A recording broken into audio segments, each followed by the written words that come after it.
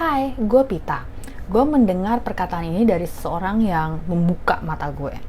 Lo jago pilih saham? Jago pilih saham itu nggak sama dengan jago mengelola keuangan. Memang harus gue akui bahwa minat gue terhadap personal finance pertama-tama dimulai dengan rasa ingin tahu bagaimana berinvestasi. Lalu mulailah kita mengeksplor saham, reksadana, dan lain-lain. Dan akhirnya kita mulai tertarik dengan personal finance. Tapi makin gue belajar, makin gue sadar bahwa personal finance itu jauh lebih luas daripada sekedar beli saham BBCA di harga 8.000 dijual harga 10.000, atau MDKA harga 3.000 belinya dijual 5.000, beli Senin jual Jumat profit. Mengelola investasi agar kita bisa dapat return yang memuaskan memang salah satu cara tercepat dalam mencapai kemandirian finansial. Tapi ada beberapa hal penting yang juga perlu diperhatikan dalam personal finance. Personal finance is personal dan situasi tiap orang itu beda-beda. Setelah gue pelajari lebih dalam, ini beberapa hal yang gue temukan perlu juga diperhatikan dalam personal finance management. Yang pertama, meminimalisir resiko hutang. Expert personal finance sering menyebut soal debt to income ratio atau perbandingan utang terhadap penghasilan.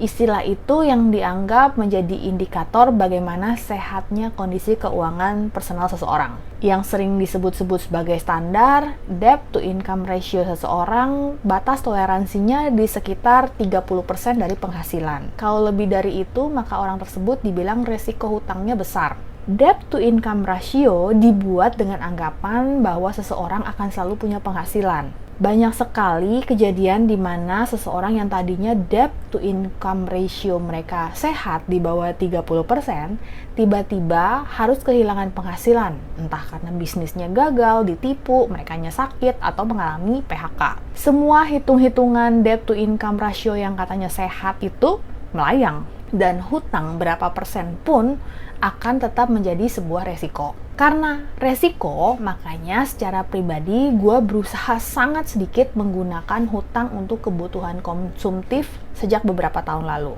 Kalau masih ada di antara kita yang memiliki hutang yang beresiko tinggi, ini saatnya untuk mencoba meminimalisir resiko tersebut dengan melunasinya sesegera mungkin. Yang kedua, memperhatikan pajak. Bukan cuma sekedar memperhatikan deadline pengumpulan SPT pajak aja, tapi juga mengetahui apa saja yang keluar dari penghasilan kita dipotong pajak, sehingga kita bisa merencanakan transaksi penghasilan dengan lebih sesama. Banyak orang tidak teliti soal pajak, sehingga mereka harus kehilangan porsi yang cukup signifikan dari uang mereka.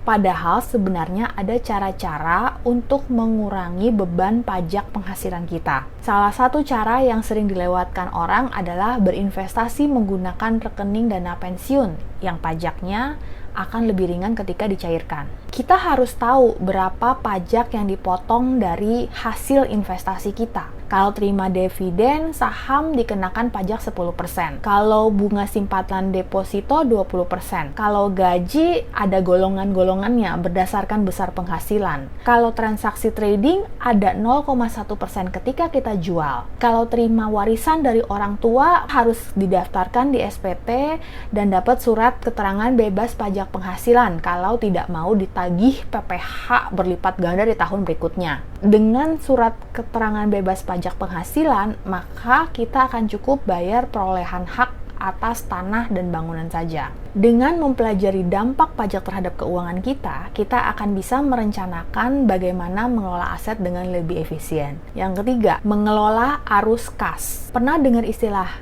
asset rich, cash poor? Ini mengacu kepada orang-orang yang memiliki banyak aset, seperti properti, tanah, bisnis, tapi tidak punya cukup likuiditas cash untuk digunakan, terutama bila ada kebutuhan mendesak untuk jumlah besar secara cepat. Akibatnya, banyak dari mereka harus menggalang dana dengan menjual aset-aset mereka. Dan kalau mereka benar-benar butuh cepat, asetnya terpaksa dijual dengan harga lebih murah.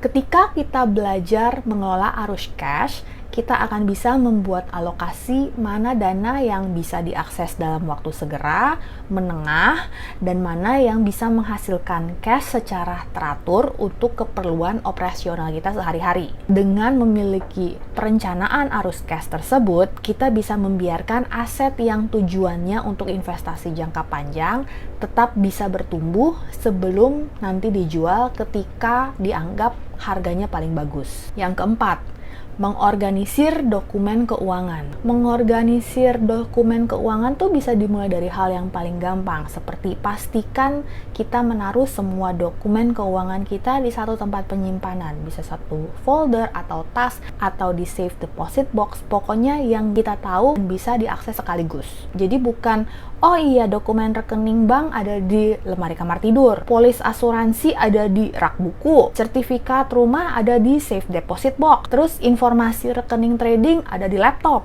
Pastikan kita bisa menemukan semuanya itu di satu tempat. Dan buat kopi digital buat yang berkeluarga, beritahu keluarga kita jika ada dokumen penting seperti polis asuransi ditaruhnya di mana, sehingga kalau terjadi sesuatu pada kita, mereka bisa mengaksesnya. Dan ini nih PR besar gue, pastikan semua dokumen kita sama nama dan ejaannya. Sistem pendataan negara kita ini luar biasa. Perbedaan-perbedaan ini yang akan membuat susah kita atau siapapun anggota keluarga kita yang harus mengurus keuangan kita bila terjadi sesuatu pada kita. PR gue lagi nih, membuat surat wasiat. Bagi yang berkeluarga, surat wasiat sangat membantu keluarga yang ditinggalkan. Jadi, mereka bisa mengetahui aset apa saja yang harus diurus ketika kita tidak ada. Jadi, tidak akan meninggalkan perdebatan panjang karena, oh ya, si A menyukai mobil, jadi dia harus mobilnya diurus dengan baik. Oh iya, B suka dengan rumahnya yang di daerah sana,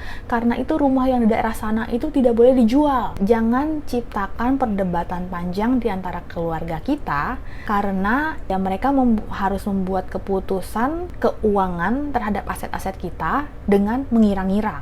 Masih single, tapi punya aset seperti investasi saham, mobil, atau rumah. Justru para single lebih butuh surat wasiat. Jangan biarkan orang tua atau kakak adik kita yang masih berduka harus bolak-balik ke bank dan kantor asuransi untuk membereskan penutupan KPR rumah yang masih kita cicil, atau untuk balik nama mobil yang lu tinggalkan, karena mereka tidak punya surat wasiat yang memberikan kuasa kepada mereka buat mengurus aset-aset lu.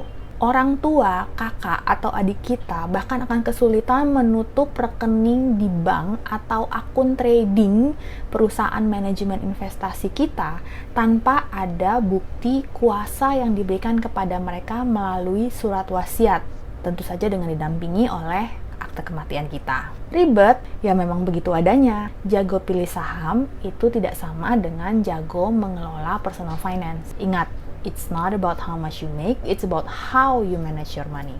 Salam!